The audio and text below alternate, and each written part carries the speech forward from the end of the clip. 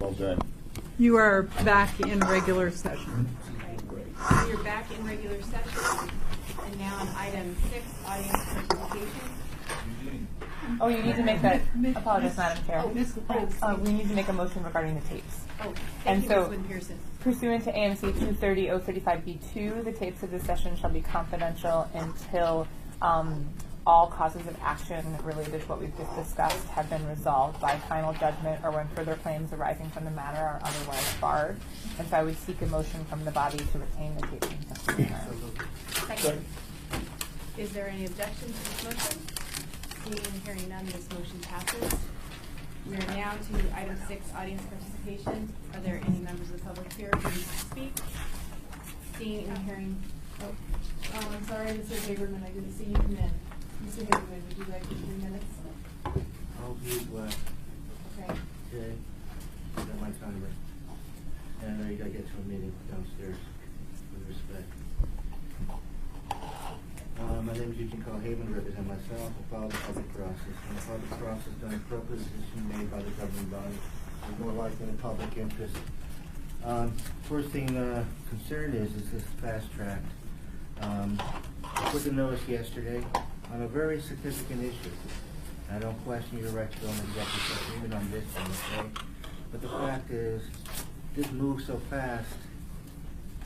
How does the public know? Where's the press? I think most people would logically thought your meeting starts at 5, like you normally do, regular assembly meeting. But they basically had no little chance of getting a clue unless they're like me, on top of things as I am for meetings and checking your website on a not just daily matter, but sometimes 2 or 3 times a day for things that could happen and change and move.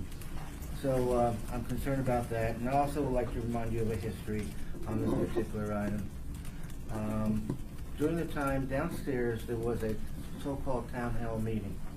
I remember that situation. I don't know if any of you were there on this subject. It was prior to the voters voting on this issue, that whether or not to sell or merge and whatever. And basically, what happened at the beginning of the meeting was the public there was told they could only question and not comment.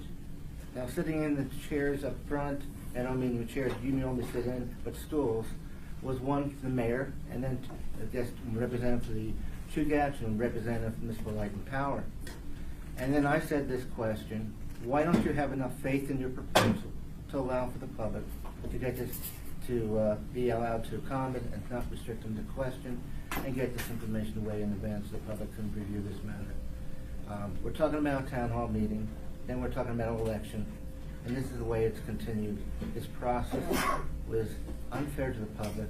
They're disengaged, and they're more likely to have less faith in what you do when you do these kind of things, with respect. And that closes my comment with approximately 50 seconds to spare.